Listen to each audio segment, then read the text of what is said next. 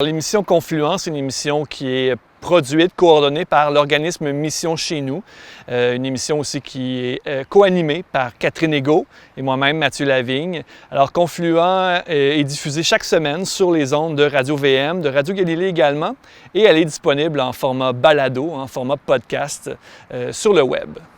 Donc c'est un rendez-vous hebdomadaire. Chaque semaine, on a une demi-heure avec un seul invité ou une seule invitée. Le thème de Confluence, ce sont les enjeux autochtones. Donc on interviewe en priorité des autochtones ou des allochtones qui connaissent bien les enjeux autochtones, sans évidemment jamais se prononcer au nom des autochtones. C'est donc une demi-heure avec une personne. Ça veut dire qu'on est vraiment dans le temps long. On a vraiment bien le temps de faire le tour des préoccupations de notre invité. Et quand on parle de confluent, on parle d'un lieu de rencontre. On peut parler d'un confluent entre deux rivières, entre un lac, une rivière. Et les peuples autochtones s'installaient très souvent confluents, justement, de cours d'eau.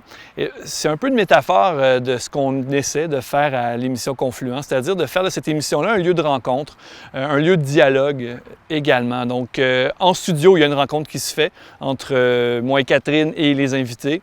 Il y a aussi une rencontre qui se fait par la magie des ondes entre les auditrices et auditeurs et nos invités.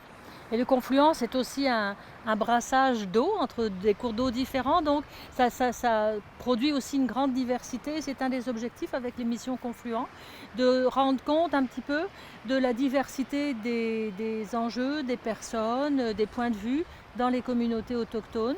Donc diversité des nations, diversité des métiers, des gens qu'on interviewe, diversité des gens eux-mêmes. On interviewe des gens qui sont des intellectuels, des penseurs, des historiens, puis des gens qui ont une vie plus ordinaire, un peu moins sous les feux de la rampe, mais qui ont un parcours singulier qui évidemment intéresse les auditeurs allochtones et autochtones aussi.